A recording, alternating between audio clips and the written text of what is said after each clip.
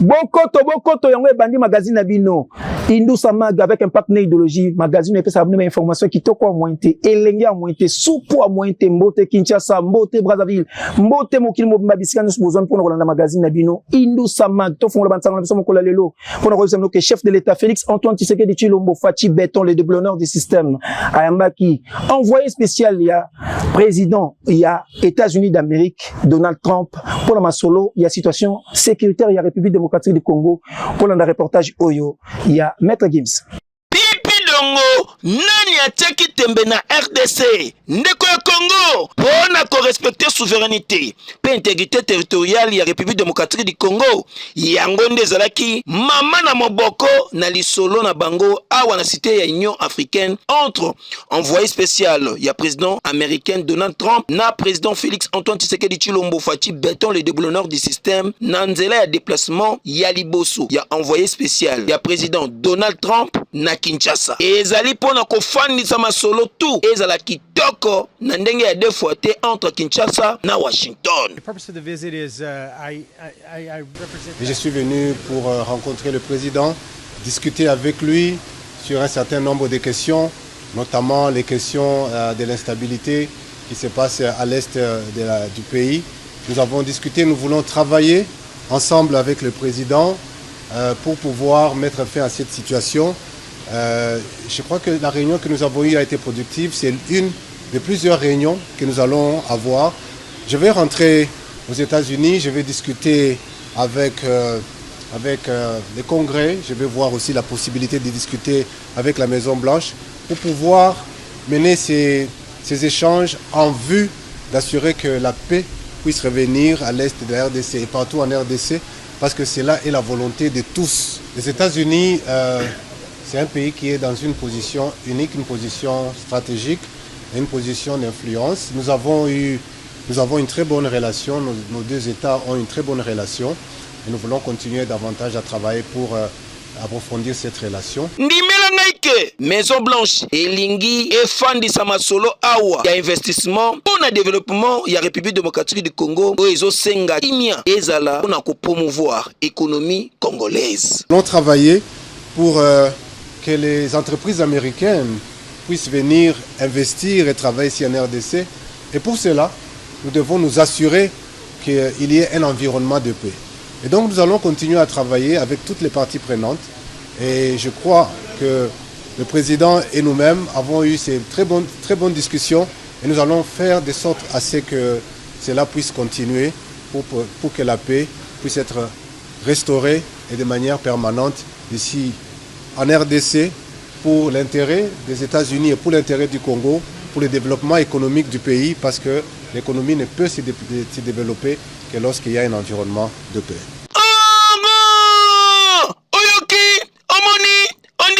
Kozongisa kimia pe dignité ya congolais nyoso yangonde etikali position ferme ona président Félix Antoine Tshisekedi Tshilombo Fachi béton le déboulonneur du système na banzela nyoso oyo esengeli ote kimia ezala awa République démocratique du Congo. Non, c'est trop fort. C'est naturel.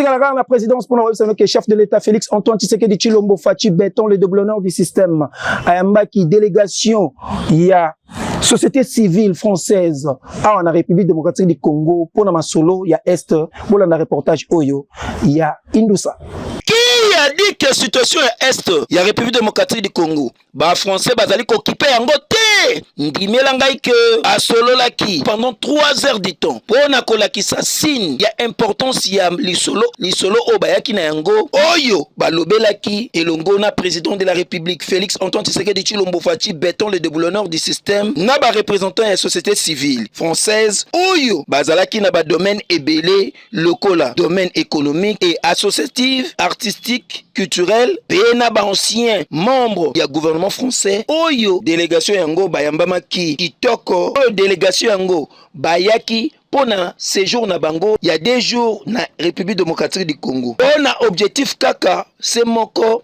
yakoya na source ya koyeba situation sécuritaire oyo ezali na côté ya est ezali ndenge nini pe ezali kosenga mobilisation ya makasi pona likambo oyo esali plus de 30 ans la souffrance pour le peuple congolais. C'est vrai qu'aujourd'hui, il y a une bataille de narratifs. On est très mobilisé en Europe sur l'Ukraine. C'est ce qui se passe au Kivu, ça fait 3 décennies. La mobilisation n'est pas tout à fait la même. Elle passe d'abord par le fait de pouvoir venir ici en République démocratique du Congo, de pouvoir dialoguer avec ceux qui, d'une manière ou d'une autre, sont impliqués dans ces conflits, de façon à pouvoir ensuite témoigner et que ce déplacement ne soit pas simplement un déplacement ponctuel, mais le début d'une initiative de mobilisation, de pression, de témoignages publics dans les médias, dans le débat public, du soutien de la société civile française aux côtés de la société civile congolaise. Boye bape bokangake ndimela ngaike bazali ouvert na initiative na bango oyo président de la République Félix Antoine Tshisekedi Tshilombo abetaki lisolo ya conflit oyo itokoma boye oyo eumeli tellement makasi plus de 30 ans. Parce que c'est un conflit qui n'a pas 3 ans, c'est un conflit qui a 30 ans. Et donc, pour pouvoir le comprendre, il faut pouvoir reprendre ses racines historiques. Nous avons trouvé un président qui comprend parfaitement quels sont les enjeux. Nous avons trouvé un président très à l'écoute et nous avons surtout, je pense, partagé le fait que, au-delà des régimes, au-delà des problématiques politiques, il y a aussi une source de résolution de ces conflits dans l'amitié qu'il peut y avoir entre les peuples et le souci des peuples de trouver à la fois la paix et à la fois une paix durable dans cette région de la République démocratique du Congo. Boye bape bokangake okimia ezonga na République démocratique du Congo ezali ndenge kaka président de la République démocratique du Congo Félix Antoine Tshisekedi Tshilombo Faci Beton oyo azali koluka moyen nyonso pona kokotisa yango avec impact toujours na idéologie. Dans les bons Kaka pona masolo ya situation sécuritaire ya Est boyeba ke président de la République Félix Antoine Tshisekedi Tshilombo Faci Beton le déblonneur du système ayambaki envoyé spécial ya secrétaire général ya Nations Unies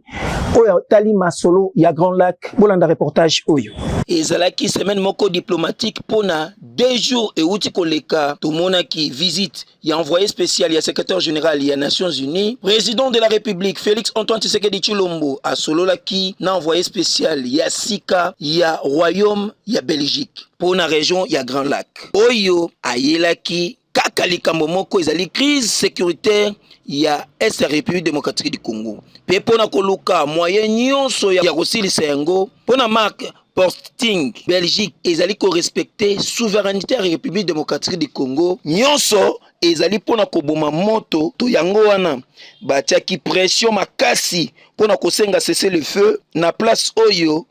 bitumba ezali. Comme vous le savez sans doute, la Belgique a eu à cœur de dénoncer de façon forte et claire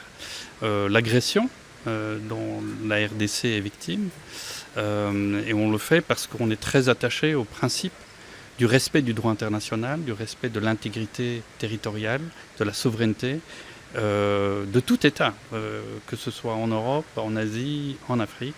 Les règles doivent être les mêmes et s'appliquent à tout le monde. Et donc pour nous, c'est vraiment un point très important. Et donc je vais encore assurer le président que bien sûr on maintiendrait cette ligne-là et maintenir la pression pour, dans un premier temps, aboutir à un cessez-le-feu. Esengeli tozonga sikoyo na ba sanction oyo ya suka oyo euti kopesama na Rwanda. Envoyé spécial belge alobi ke ba sanction mosusu ezali kolanda Kigali ceux qui a retiré ba soda na yete na mabele ya Congo. Les sanctions, les mesures, parce qu'il y en a toute une série qui peuvent être prises. On peut le voir dans une approche graduelle. Et si ça ne suffit pas, je crois qu'il y a d'autres mesures qui peuvent être prises. Et ça, pour nous, c'est très clair. Et on continuera à sensibiliser nos partenaires, notamment européens, notamment au sein de l'Union européenne, à aller dans cette direction si nécessaire. Bondi melangaike ona kokokisa résolution 2773 ekozongisa processus ya Luanda pe ya Nairobi yango nde oyo envoyé spécial ya Belgique azali ko appuyer makasi mingi eyokani. Maître Joseph Moketawa Bamotazanga Lissoumou, l'homme du Saint-Esprit, Fachi en miniature, leader ya grand bandundu boyebake, apesi ba révélation par rapport ya Mobondo. Oyo, bazali ko lukake, batia désordre kuna na grand bandundu, bolanda nenga expliquer na micro, ya magazine na biso. Nazoka mingi si réellement nanga azali congolais. Pour azali congolais, il faut se faire rappeler na oyo babenga la conscience. À perdre moi moké, petite notion, oyo balobaka, science sans conscience n'est que rime de l'âme. Nanga asali mbongo mingi na mboka oyo. Lelo akomi mungunya ko s'accrocher na Rwanda. Et lobi limeme na ekozala nini? A se souvenir na musée. Musée a memaki Rwanda après c'était comment? Alors nazo rappeler lisusu na lombango er na uti na bandundu di pai na ngai. Na yoki limemia ya ndeko Ferdinand Kambele ndenga zo pesa charge sur la crise oya est. Na gouvernement oyo ekambi notre chef de l'État Félix Antoine Tshisekedi. Yé peut-être abungi mwa moke na ko rappeler ye aye ba lobby bango ba memaki mboka ezalaki boni. Bato ba yaki na bangombe na nzela na ngai ya grand bandundu précisément na Kenge. O tozolo ba na français belever ya vache. Lelo ba komi ba mombondo. Ezali nde bango. Motif ezali Kabila oyo a kotisaki même azali subela la décentralisation pour na makanisi nini pour na koteka mboka auto bengi na français na lopoto balkanisation et lelo mukonzi ya mboka aye pour na obalobaka na faransa réparation ya préjudice causé et subi par le peuple congolais causé par le prédécesseur antisociaux ou ezali Kabila na batu na ye nanga nazo rappeler na conscience sinon aye ba malamu ke o ezali kotangisa neti makila batu azo bomaneti banyama ezali na charge na ye. Voilà presse. Na yango nazo rappeler mokonzi ya mboka. Atele malokola commandant en chef azwa bateau na ye na maboko. Pona ko réparer makambo oyo atele malokola mokonzi ya mboka. Et puis atala na lombango makambo ezo leka na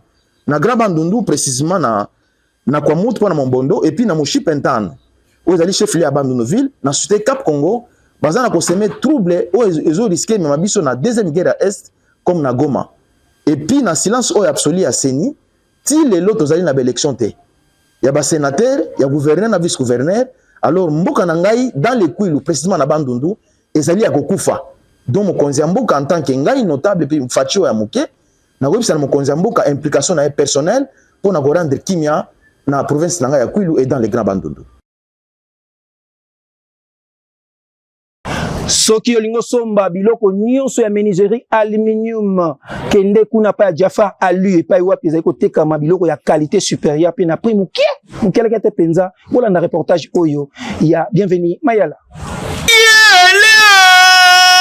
Benekin bana poto ba diaspora tout boye ba pe bokanga ke États-Unis ekiti na Kinshasa na nzela ya Jafar Alu. Jafar Alu elingi koloba Jafar Aluminium oyo bazali na menuiserie ya aluminium ya qualité supérieure oyo nyonso koluka okozwa yango awa yo moto lingo tonga ndaku na design na kitoko kokende na yo koluka bipai paite ona kende na États-Unis na kende na bipai boeto na tala ba film ba Nigérien po na tala ndaku ya qualité sengeli yo tonga yebake awa chez Jafar Aluminium bazali na nyonso biloko ya qualité ya haut niveau po awa biloko yo kosomba awa bakoloba penza ke yo zalaka mopao ozali na mbongo ebele pona kotonga ndaku ya qualité supérieure ozali mopao to patron entreprise olingi otonga bureau ya qualité ya kitoko bien équipé ya kosambeza te Jafar Aluminium azali wana mobimba kosunga yo pote ozala na yango awa chez Jafar Aluminium ba fabrikaka ba porte ba fenêtre ba garde-four pain vitré ndenge bomonaka ba meuble ya ba cuisine ya mikili ya poto to na États-Unis yeba ke chez Jafar Aluminium awa bazali kobeta yango mobimba na ndenge ya kosakana te boya ebele po bandaku ya mikolo yo mingi penza ekomi bien équipé na menuiserie aluminium awa na pri mukie lekete penza oza mobimba moto akoti na ndaku na yo alobi oyo ndaku ya mvwandu na Jafar Aluminium bandaku tu ekokoma ya bamvwandu na mbongo mukie lekete penza nyonso bazali kosala awa bakoki kosalela yo pe mur ya rideau na cloisement ya babiro awa na Jafar Aluminium babetaka yango dada sans problème. Bana Congo, bana poto, États-Unis et kiti na kati ya Kinshasa. Lelo na eko présenter bino Jafar Alu. Tozo fabriquer biloko nyonso en aluminium pona banda kuna bino na ba bureau tel que ba porte, ba fenêtre, ba garde-fou,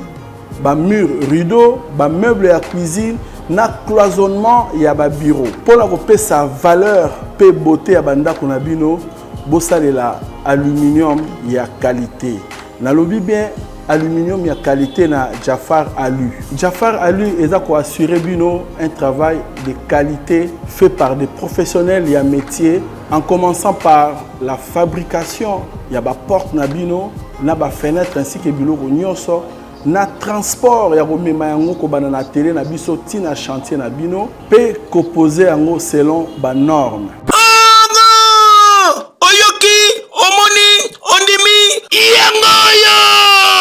Yo muto tiaka tembe olio tindaka batu bakende ba Chine ba Dubai pe bipai na bipai pona kokende kosomba ba matériaux aluminium tala Jafar Aluminium akitiseli yo awa na Kinshasa bitambola tambola esili okoya kosala na crash pamba likolo ya bitambola tambola na prix mukie ozwi ba matériaux tout oyo yo kozala nango besoin pote ndako na yo ezala na design ya kitoko to bureau na yo ezala ya supu. Yo jeune entrepreneur tala bureau ya qualité pe ya valeur oyo bakoki kosalela yo ezali kaka na Jafar Aluminium. Okanisa suki bongo Jafar Alu ndenge kaka bozali komona kafumba na depo oyo ezali na bamatosu tu soki kaka ofuti mbongo na yo na kati ya mbongo na yo wana transport ya komema bamateriel tu eke kotika yango ti na chantier pe tango bakiti yango na chantier wana mbala moko babandi kopose yango po awa basalaka tu na ndenge ya defuate. Non, c'est trop fort. Ozotu nanga soki Jafar Alu ezalaka wapi? Adresse ezwami na avenue Saint-Christophe numéro 1439 na quartier Funa na commune Alimete. Référence OVD Oza Mobimba. Tala mikolo oyo biso nyonso tokoti na monde ya menuiserie aluminium kasi nzambe na bango oyo azali koteka aluminium ya qualité yeyo Jafar Alu po ezali ya qualité supérieure. Non, c'est naturel.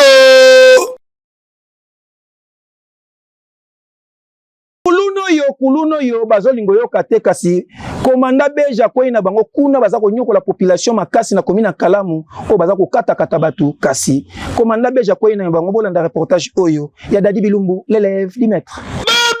Kaye fait mission Sokoli Bodo sans cynique yenani komanda beja oyo afandi sa idéologie alobi kepa na ye zéro kuluna awa na komina Makala depuis batinda ye yenda zako sala musala ndenge sengeli po ye asala ka bajeti tozali na komina Makala tozo mona mwana mobali oyo ndenge ozo mona mo crima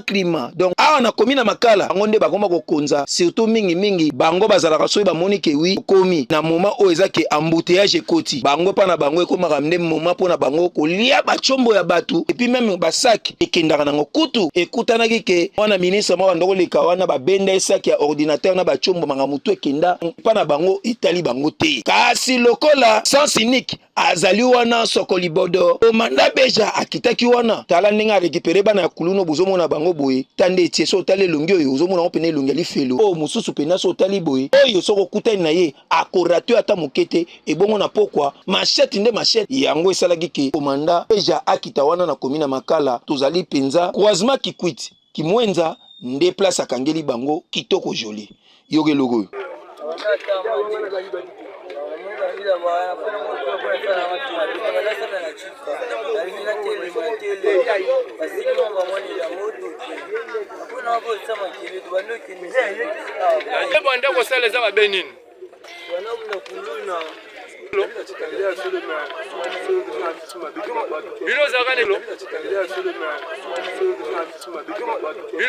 Tango kamera na biso komi wana tango baza kotuna kutu mo climato bana kulu nango yoka ne baza kotata bana walo kute yoka sikoyo ye moko komanda beja ndenge expliquer ministre bengi de ministre tango mo machipi ndenge kosa elelo etikela na tango kombo tena muninga na ye bakata mo na ministre étudiant chaque ya mbongo na université na njamuke lelo ye na lukeme otu courage akomelanga e pas bel bomo nango akomelanga na Facebook ye lelo abi china longo makana article na société lelo makana babalinga makasi badeno sika zali matinda seconde ngai poisson commandant du outil une équipe au que to la tête maréchal est allé 0 et ba 40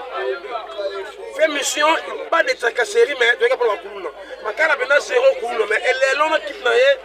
o embouteillage à njamuke ya bini téléphone na ye le gâté ça qui ne veut le gâté mais le quoi parce que ça lit on monte que filière sur le bord et point de l'élo oyo babengaka ye sokoli bodo sans cynique komanda beja azosala bajete surtout ke ye azosala kaka mitindo oyo bakonzi na ye ya la police ndenge batindi asala awa na komi na makala yebisi bakuluna nyonso ke boyebake sans cynique aye ye asalaka bajete akokangakanga bango nyonso epi atinda bango na esiko esengeli mpe tokosenga na bakonzi oyo baza kosimba badosie ya bana ya kuluna antuka basala bajete toyoka sango mpe na ngenga na bulu etondi mpo na bango mpo awa place na bango eza tolobi toza kozimene ale bon.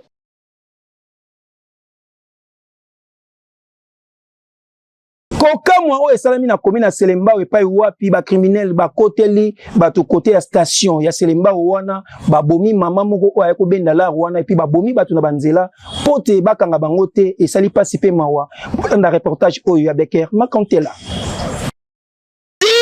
Tozoluka ndenge nini ya kosilisa insécurité na est ya République démocratique du Congo na le Kivu bondi melangaki awa na ville ya Kinshasa kuluna na criminalité et comme lisusu makasi lokola awa tozali na commune na Selembao ti ozomona panique ezali awa total ezali ke ba criminel bakotelaki mama moko awa na station ya Selembao ko bazwa transport pona kokende Ipen mama moko ayaki awa pona kobimisa mbongo na ye nzoka ezali na ba criminel bavandelaki kuisa wana baza kosala suivi tango kaka mama wana bimisi mbongo bendilar pa criminel babima basenga mbongo na malembe mama boyi babete masasi ndimelanga keti bazobima bazobeta masasi likolo pona kofongola nzela tango bakomi liboso kuna ezaki na bato musupe balinga batya bango mbilinga babeta bango masasi 2 personnes bakwei esali pasi pe mawa i bazwi pe moto bakei tango situation ne salami lokola ezali na principal avenue de la libération ex 24 novembre ezali nzela o ekaboli commune na Selembao pe na commune na Bumbu tomonaki ba bourgmestre ya ba commune wana mibale bakitaki pona kotala situation pe kozwa contrôle na yango pe koyeba nini esengeli kosala ye moko bourgmestre ya commune ya Selembao place Eveneme salamaki azangai maloba te alobaki boye criminel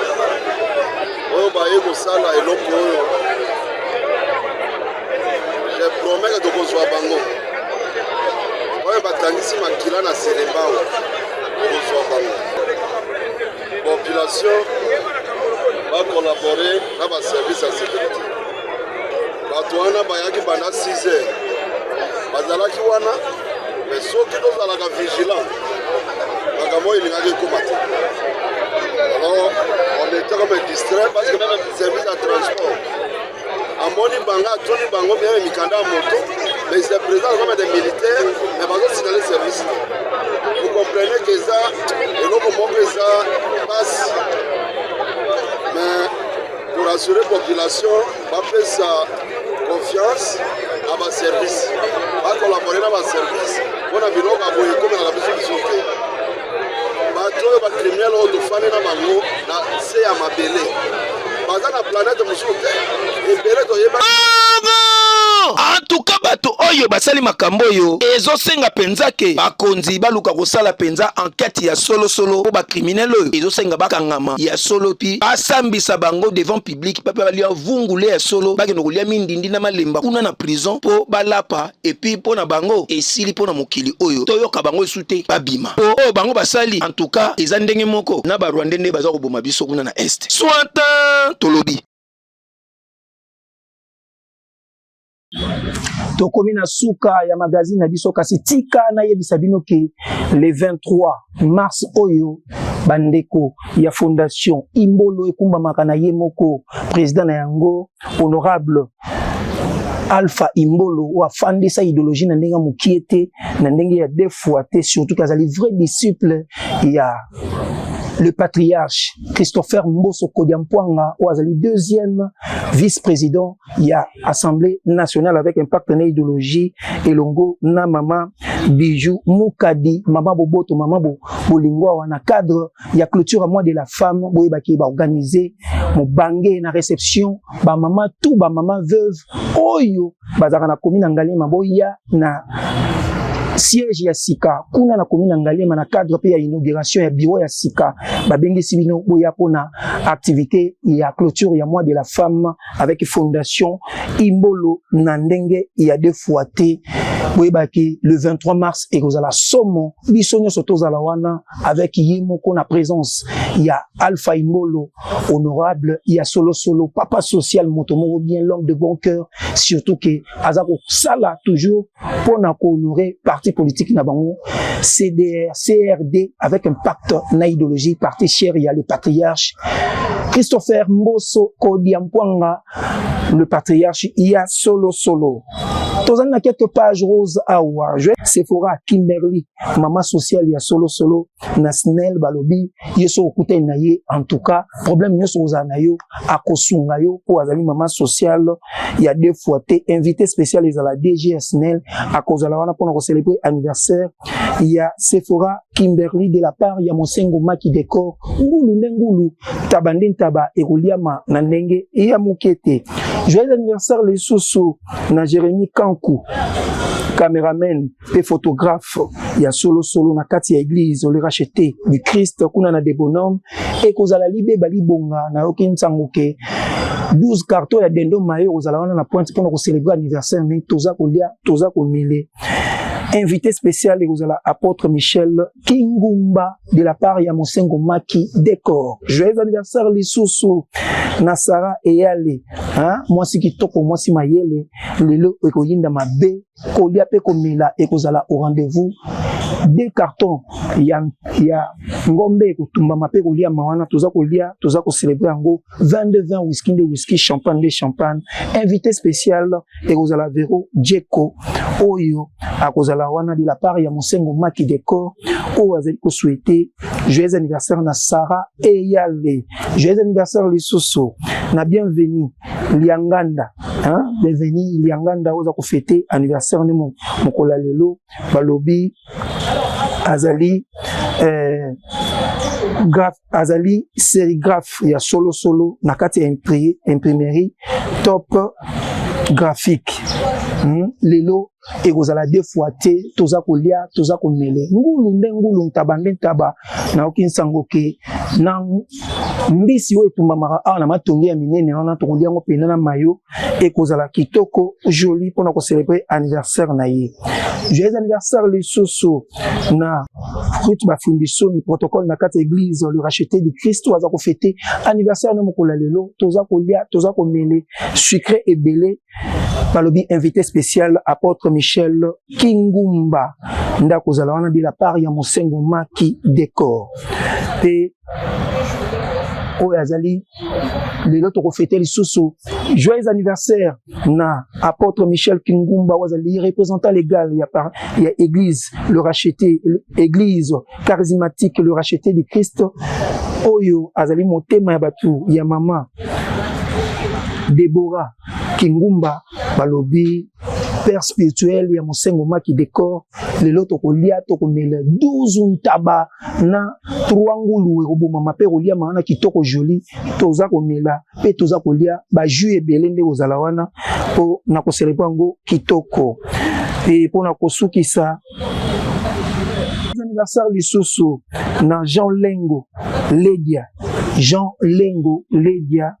balobi héritier du trône ya dynastie Ledia mwana yave na biso Ledia lelo ekoyinda mabe kolia pe komela ekozala au rendez-vous toza kolia toza komela metuna ngai nini na yoki commande ya ngombe ya mobimba misatu ekoboma mape kolia mana tokolia ngo kaka na ba Ledia nyonso batieli bango ofele pe tokolia toza komela pona anniversaire ya Jean Lengo Ledia de la part ya Timothée Lenoir et Fika waza ko souhaiter joyeux anniversaire na Jean Lengo Ledia héritier du trône. Merci nande bozake belé boso poste télévision na bino pona ko na magazine na bino Indou Samaga avec un partenaire idéologique. Merci na confiance au bozo ko pesa biso pe merci na bato baza ko soutenir biso lokola Maître Joseph Moketawa Bamotazanga Lisumu, l'homme du Saint-Esprit Fachi en miniature, leader ya Grand Bandundu. Oh, yazali ko soutenir biso makasi et puis na apôtre Dieu donné, Monsal Nandambe ya solo représentant légal ya église Miel. Kuna epa nzamba zali komimonisa puissamment pe nzamba solo arana ye na ndenge ya solo. Merci na soutien po bozali ko soutenir magazine Indusa na ndenge ya mukete ngana bino. Merci na équipe technique ezali kosala mosala kitoko na sima ya caméra tozalaki na bienvenue mayala pe ezaki soutenir na ye moko mwana mahele mutu na ngai azalaki na pointe wana pe lisusu côté ya montage simamaki na Becker Makanté la papa na Titan garçon velu oyo azalaki na pointe coordination simamaki na masoloto pe merci na assistance ya Nana Kabena Naomi Eyaba pe na Tarik Ngango oyo ba assistaki biso na magazine oyo ngana bino ndeka toza koloba basakana kana mokonzi te nzambe ndeko na ngai sakana mokonzi akotikala mongonzi façon fachi wetu fachi beta tala mune nami ya nani non c'est trop fort lobby